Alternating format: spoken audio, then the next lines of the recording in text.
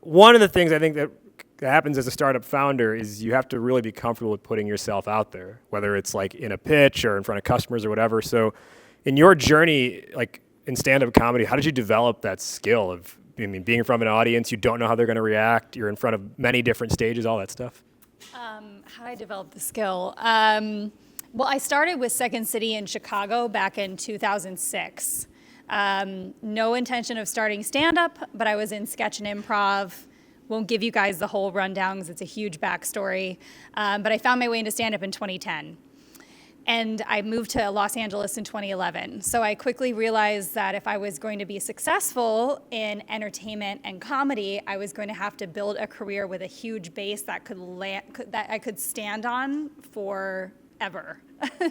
Because the people I looked up to in entertainment and the business of entertainment had been around so long and built such a great story and trajectory that their audience would never abandon them. Where other people pop and they get this really, celebrated moment, and then they kind of just fizzle away and don't know what to do.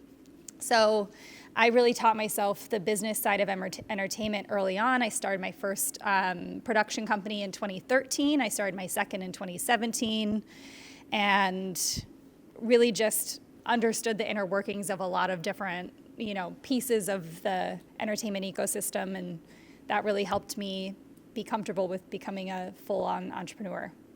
Does that answer it well enough? I think so. Okay. Yeah. So kind of building on it, like on top of the idea of like the parallels, one of the things entrepreneurs often have to do is pitch. They have to develop their pitch. They have to build it over time. It changes. Similarly, you write a comedy set. You're testing out jokes. Do you have a specific like creative process that you work through to build a set? Honestly, I mean, every comedian would tell you something different, just like any entrepreneur's story is going to be different. But for me, my creative process is to live life, let things organically become funny or interesting. It's kind of like it's kind of very similar to solving a problem. You're in the middle of needing the thing to happen that needs to happen, and you're like, okay, there's a pocket here for whatever I might have to say or build, right? So it's kind of the same thought process. So for the first number of years, I mean, you're just getting your training wheels. There really is so many tie-ins here. But in comedy, you have to just like fail and suck a lot. You don't really know what you're doing. And then you kind of get your sea legs.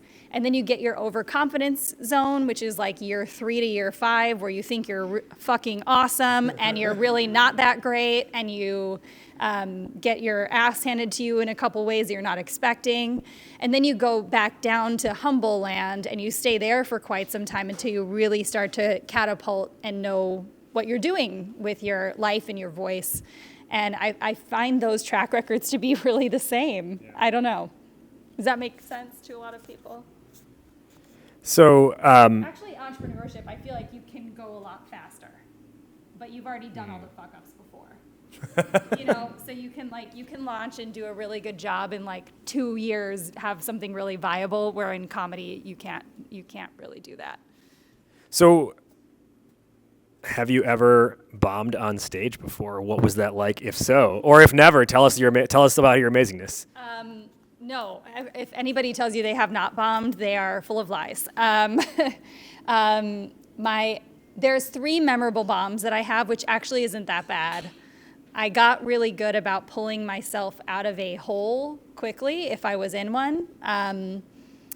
But now I'm such a storyteller that it's actually hard for me to not resonate with some audience on some level. I don't really have divisive material.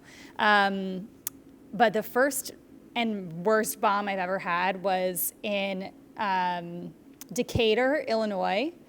It was in an area called the Bible Belt. And I was 6 years into stand-up. I was featuring for a headlining comedian, and I only had 25 minutes, and they hired me for 30 minutes. And my material back then I was young, and it was just dirty material. So I walked on stage, and it was like all like 80-year-old couples in the audience with like blue hair. It was just blue-haired people. And I was like, this is not going to be good. And they hated me the entire time. And I don't know if you've bombed for 30 minutes straight ever in your life, but it feels like a day. And it was so soul-sucking that I knew nothing could ever be worse than that. And it really made everything much easier after, honestly. Well, the only place to go from there is up, right? Yeah, there is no worse moment than that. Maybe Tony Hinchcliffe at Trump's rally, but sorry. Okay, so part of the kind of the stand-up comic and entrepreneur journey is, I think both of these are non-traditional career paths. And, like when I was doing one of my rap songs earlier, I had that lyric that was like, my family would rather see me hold a steady job. Do you get people, family members or otherwise, who are like, you say you're a stand-up comic and they're like, oh, you do that full time? Oh, yeah.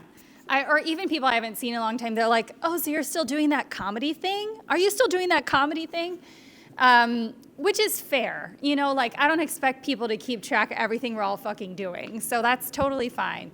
I just remember earlier in my career, if people had asked me that, I'd feel like it was so condescending. And then at some point you just have to be like, people are just living their lives. Like they don't care what you're up to. You know what I mean? I feel like too in this path, I don't know if this happens with anybody else's parents. Like my parents have always been really supportive of me doing really weird and creative things. So they were totally fine with the path that I went on until things would get hard and I would try to talk to my mom about it. And then she'd be like, you should have just been a doctor, but then when things are good, she's like, oh my God, and just bragging about me everywhere. But then when I express any sort of hardship, she's like, why didn't you just have a regular life? I'm like, what the fuck is a regular life? Anyway. I feel like my mom is the exact same way. Super supportive until it's like slightly bad. And you're like, I don't even want your advice. Yeah. I'm just expressing some things to you. And she'll like takes that on and she's like, but it's like, how am I supposed to fix it? I'm like, I don't expect you to. I'll get in those moments, you should talk to so-and-so. They can probably help you they can probably get you a job at their company. Oh my God. And I'm like, I've been doing this for like 9 years. I think I figured out how to have my own job by now. They mean well. Yeah. So in one of the things, we'll get into My Breakup Registry in just a minute, but kind of still navigating that parallel path, I think oftentimes what's really valuable in entrepreneurship is having a mentor or having, an advisor of some kind. In comedy, is there anyone who you've been able to like gather as your mentor to help you in your career? Oh my gosh. Comedy is really interesting because you're like a lone wolf up there, but the brotherhood surrounding comedy, whatever people think about comedy, like my biggest irk is that all comedians are negative and depressed. Like, it is not like that. We are like the most tight-knit group. We can go to any city and we know a ton of people there, and like, there might be some bad seeds, but for the most part, we're all really supporting and rooting for each other, and it's cool. So, yeah, I'm sorry, what did you ask? Any mentors? Oh, mentors. So we kind of mentor each other. I would say when I was coming out of Second City and moving to Los Angeles, I don't know if you guys know Tim Robinson and Sam Richardson. They did Detroiters together. Sam is one of my really good friends, and Tim took forever to pop. Like, he had to work so hard to sell his first show, and he was out in LA like squirming for a really long time. Sam started to pop really quick because he was on Veep and like a bunch of other shows. So Sam was the first person that I sat down with, and like he navigated for me like how to get stuff in front of people the right way and how to get like sustainable jobs as like writers or tweakers of scripts or just stuff that would sustain you creatively while you like were between gigs. And then I had this woman named Carol Montgomery who's in New York. I don't know if you guys have heard of her. She's older, but she runs this show called Women of a Certain Age. And she mentored a lot of us comedians in LA and New York for a while, just mainly how to navigate being women in the scene and like, being cool with each other. And then when I got my place back here in Chicago, a a group called Ladies of Comedy Association, which was all women on the network side. They started to launch the talent side, and they asked me to be board of directors for that. So that's in New York, LA, Chicago, Austin, and Nashville. So now, like, not only do I get to help people match with mentors, but I mentor a lot of up-and-coming artists as well. That's really cool. Has anyone here seen the show I Think You Should Leave? Yeah? Yeah. That's awesome. I want to say at least once a week with a certain group of friends I have in a text thread. One of us will text each other, "The bones are their money," so are the worms from very, very niche kind of like brand of comedy, but it's funny if you're into that style of comedy. I don't know Tim very well personally, but he's like Sam's best friend. But I think he's the funniest dude. It's so out there, like yeah. Until you like click with it, and then you're like, this is so quotable. It reminds me of that of the old shows, like when Key and Peele first came out, or Chappelle Show first came out, like they were so quotable. Yeah. And like weird, and it would let you just like suspend yourself from the normal daily, like, oh, this can't be real. Yeah. Because it's so absurd, and I just love it. I think to this day, if anyone ever was into Key and Peele, I think to this day you cannot hear the name Aaron and not say, "Yo, Aaron." Yeah, exactly. These like cultural pieces that really stick with you. Yeah. Okay, so let's talk about now that transition into My Breakup Registry. During your set, you talked about like how it came about. It's interesting though, is like I think it's very interesting and unique to be able to take like personal pain and turn that into like essentially a platform for other people. So can you kind of just talk through almost like I don't know if it's like the grieving process of getting to the point of like this happened to now like I'm actually building a product for other people, but how do you like make that jump and kind of, I guess, not make it about necessarily yourself in the process? Yeah, I mean, that's kind of like here's the cool thing I feel about being a leader of a company that's a creative entrepreneur, like a creative first, an entrepreneur that like by default. When I first wanted to solve this problem, it was because I was being very open on my social media and my stories about what I was going through. I wasn't actually looking to solve a problem, but I had this idea right after my breakup for this because I had done the thing where I sent out my wedding registry. And then I talked to a few friends and they were like, that could be pretty viable. And then I started, during the pandemic while I was on lockdown with my family, I was telling my audience, like, today's a really hard day. This is like what I'm going through. This is what I'm feeling.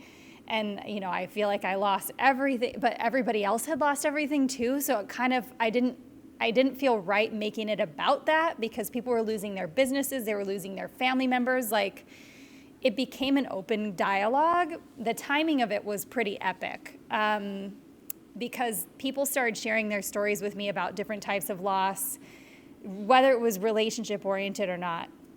Then it started to become this thing where I had all these like cataloged moments, DMs, messages from people, responses to things, where I just felt like we were really, really connected.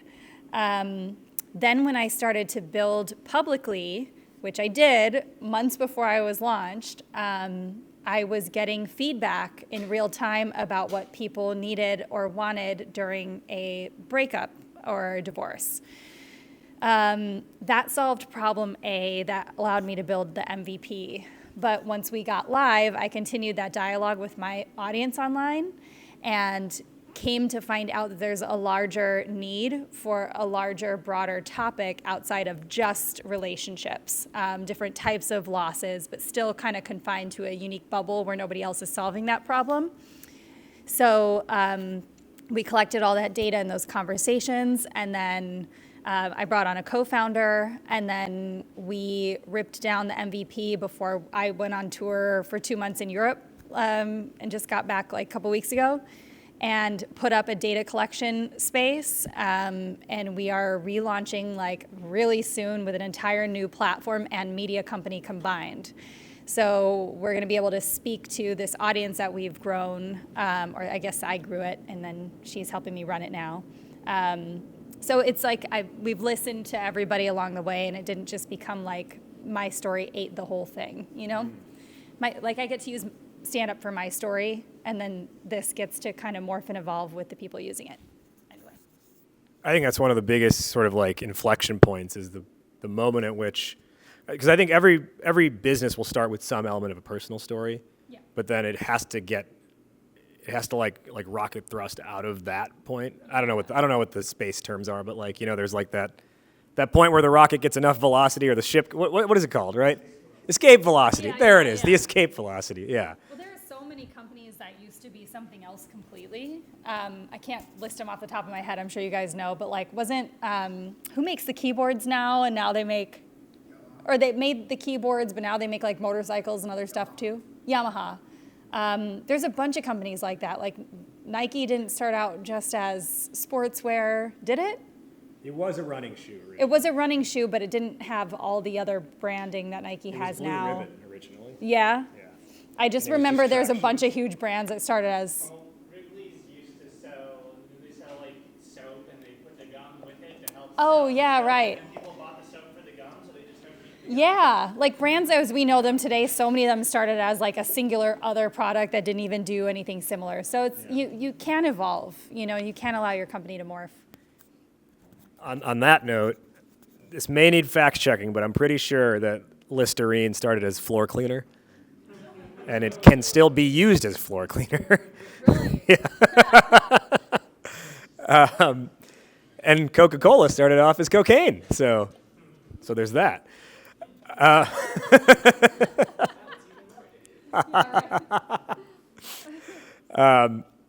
So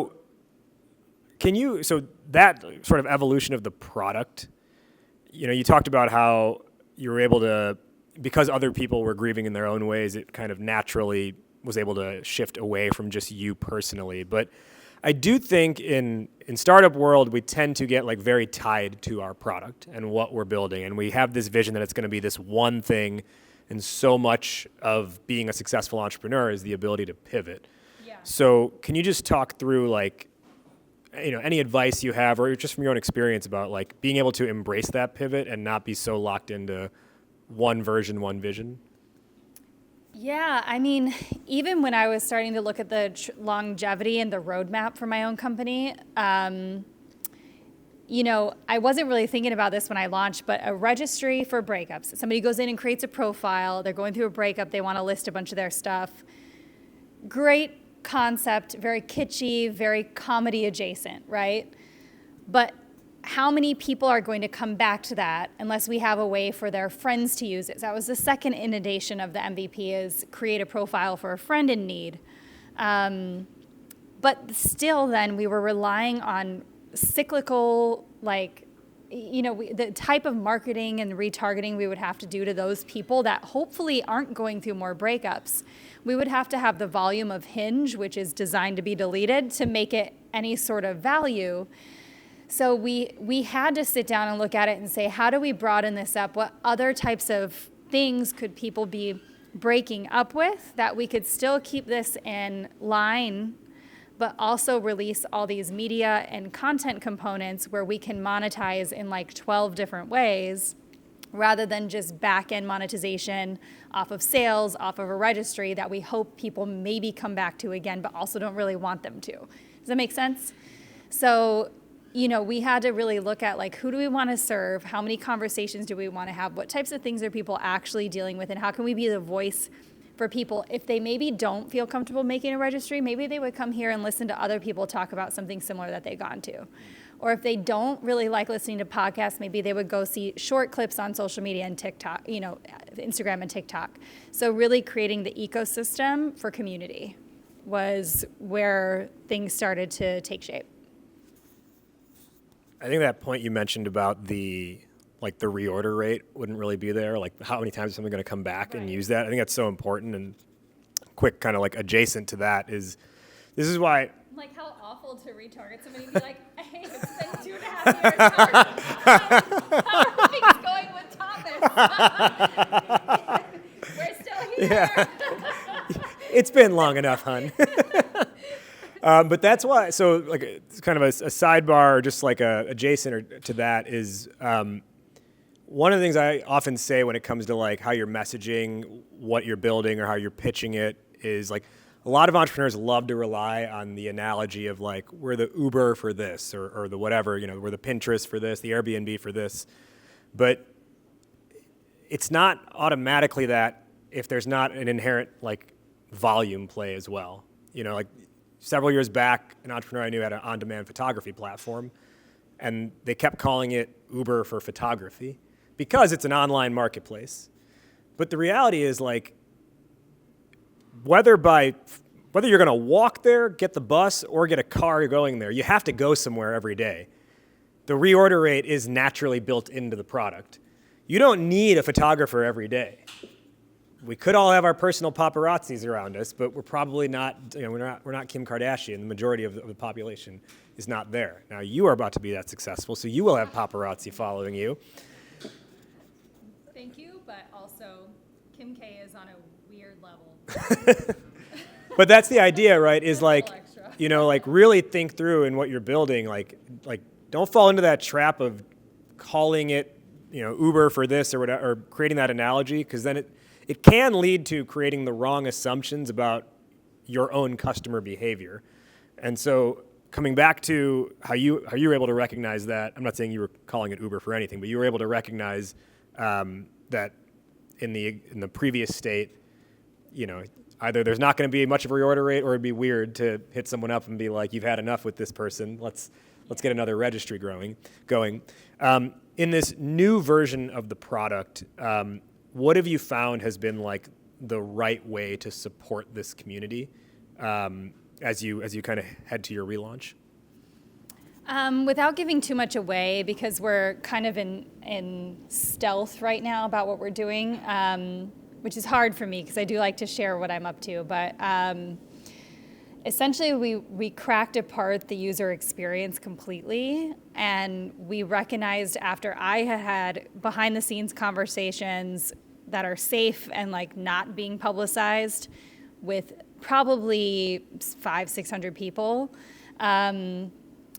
that people don't always know what they need next when they're going through something awful, like a big life change.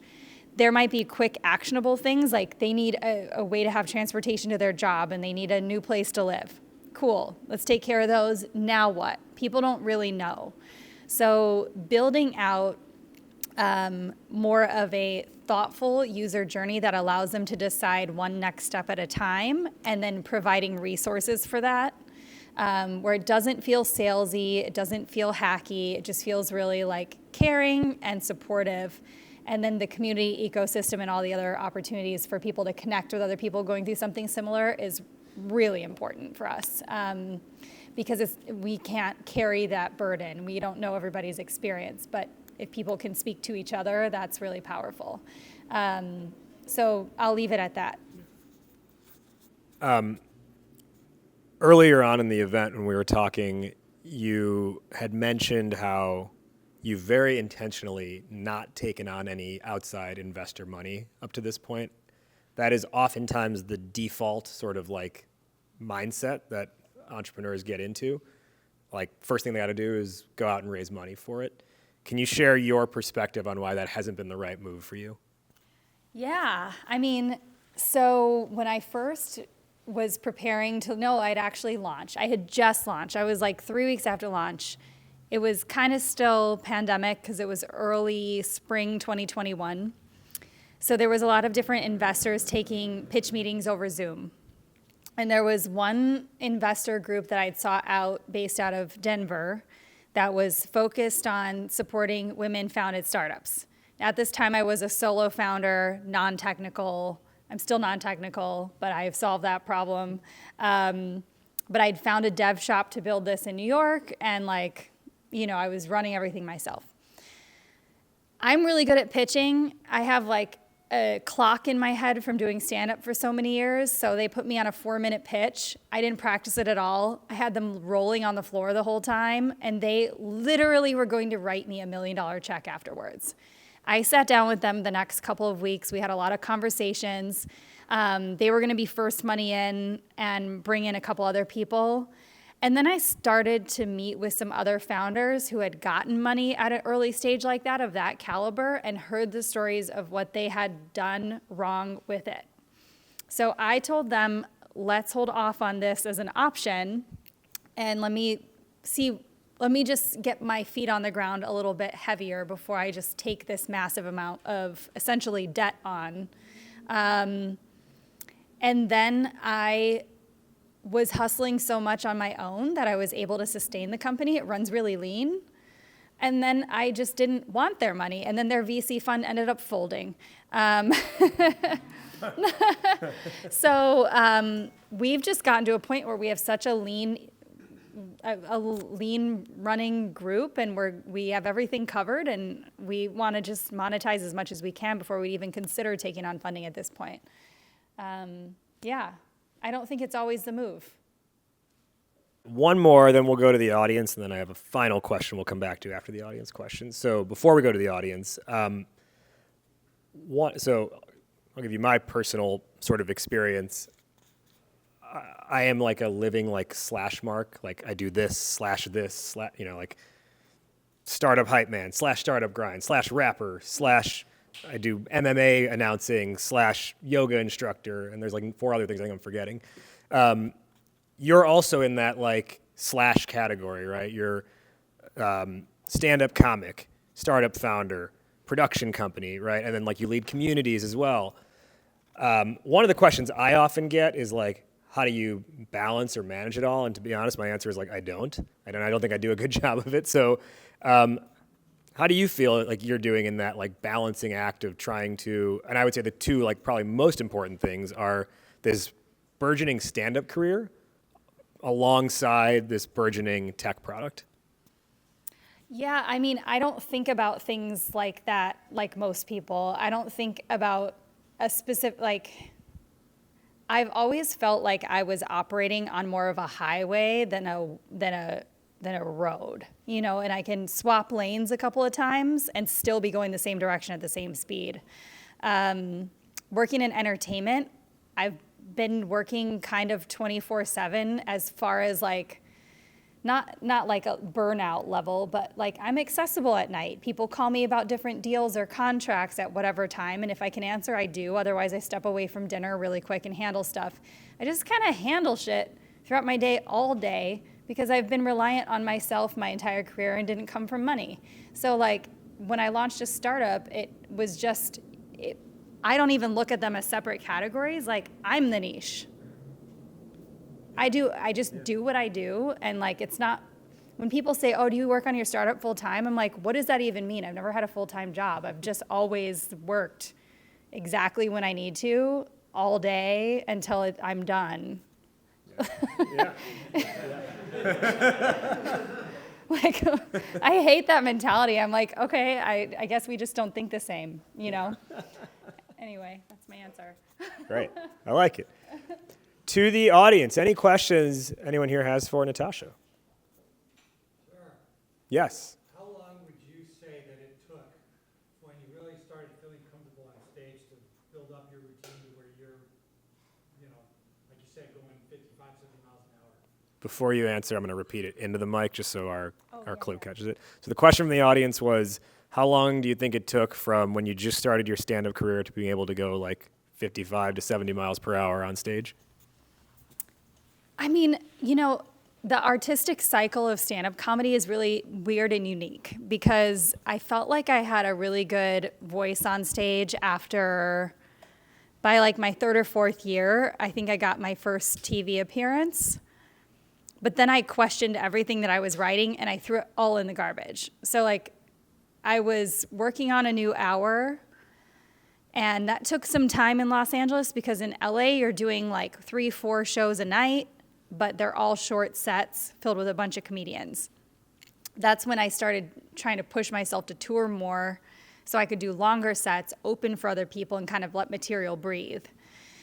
And then I would say in like 2017, 2018, I started curating my own tours, which that's a whole nother thing. And that's when I felt like I was really confident, because I was putting all the legwork in behind everything, all the marketing, all the everything.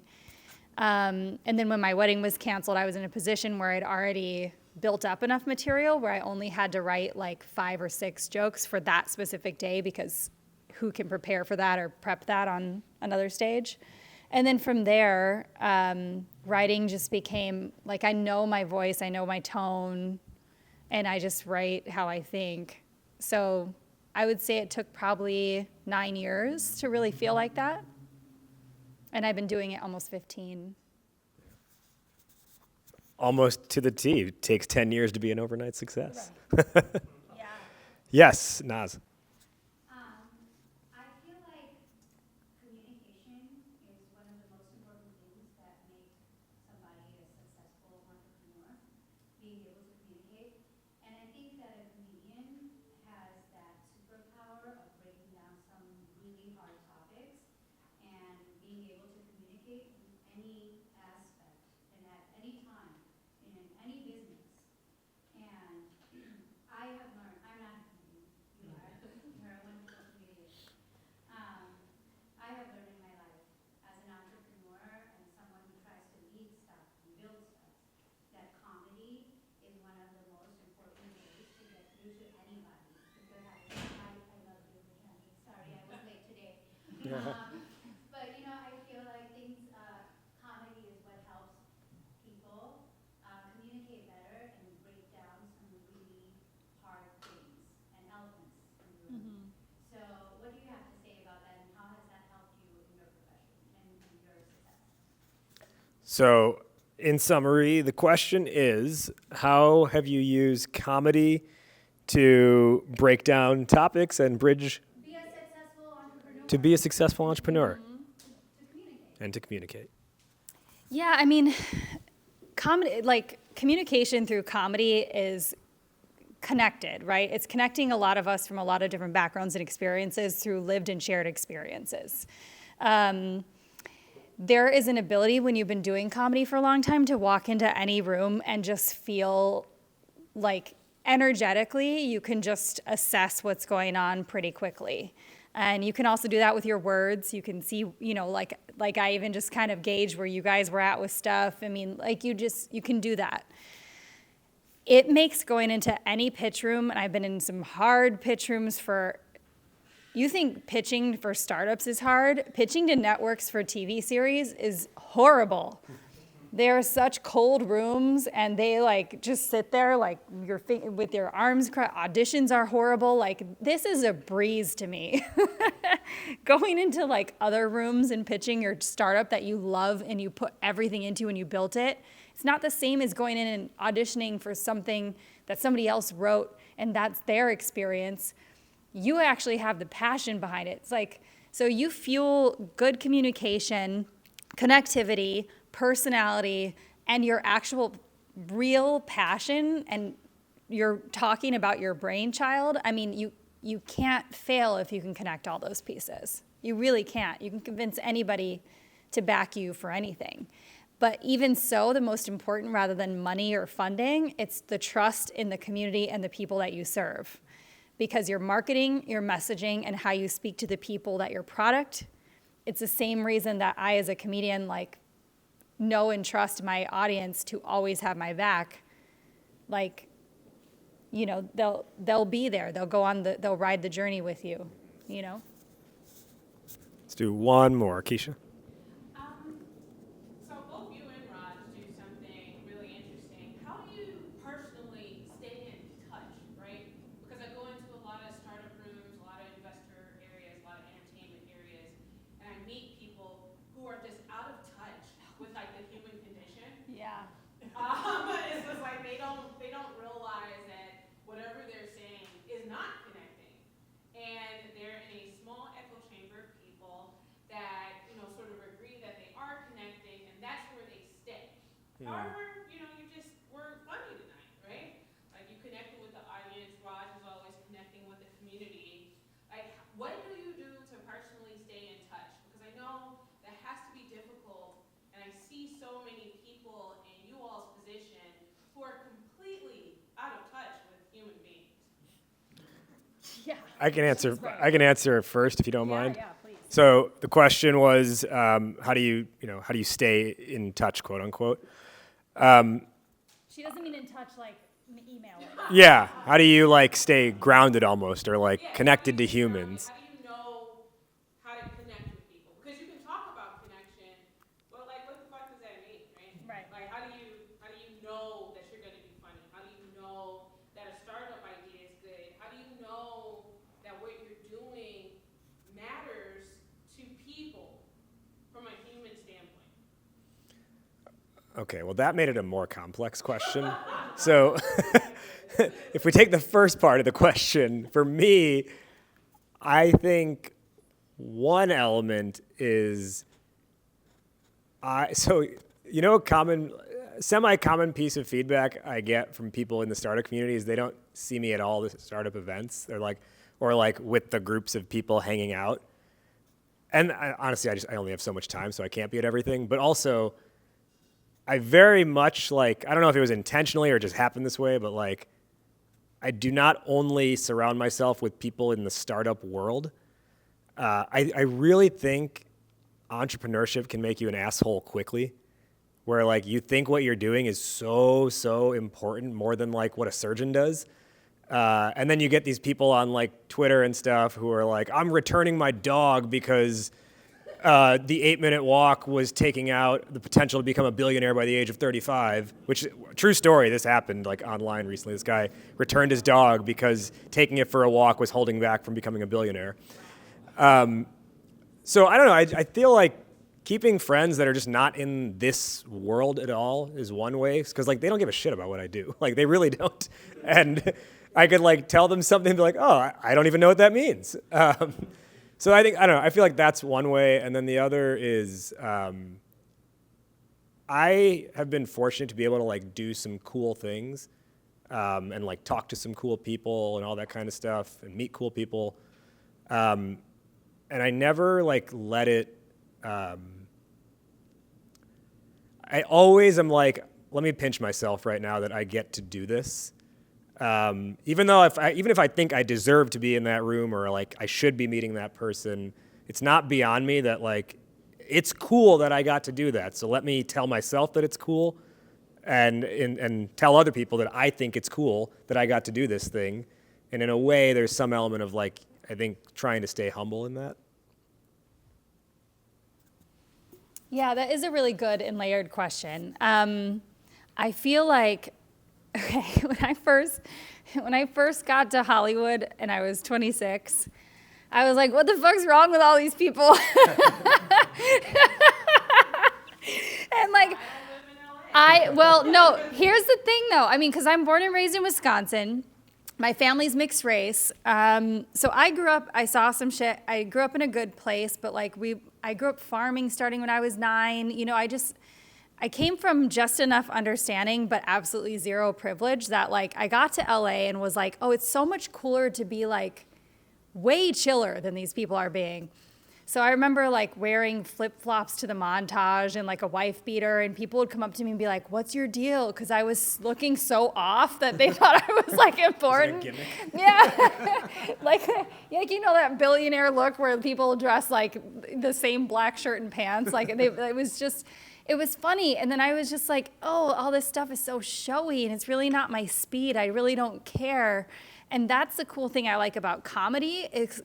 Like when you hang out with comedians that are doing shit, like it's just not a flashy world. Like nobody really cares. Like we've had to struggle so long that it's like, I don't know, you go buy yourself, maybe the coolest, weirdest thing somebody might do is buy a Tesla, you know, but like, it's not, you know, if you wore like an outfit like Kim Kardashian to perform, people would be like, what the fuck are you doing?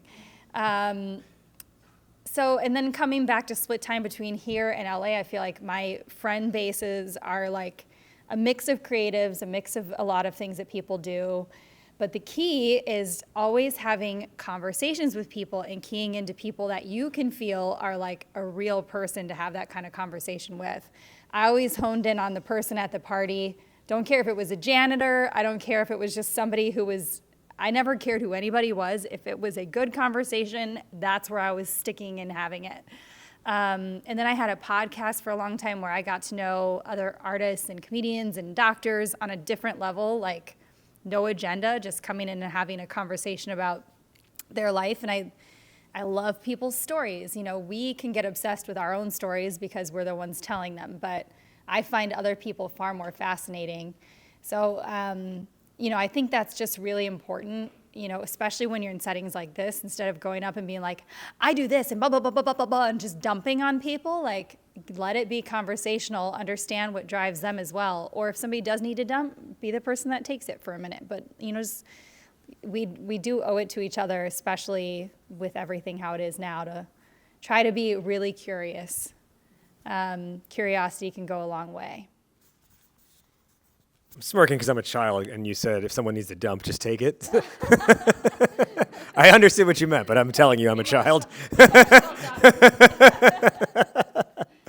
All right, my final question, which is, so we're going to take the audio from this, extract it, and make it part of the Startup Hype Man podcast feed. Goat to Market Show on all your podcast feeds, Spotify, Apple, Amazon, wherever else they sell podcasts, or you can subscribe to podcasts. Anyways, the final question I always ask on that show is, fill in the blank. Entrepreneurship is blank. Riveting.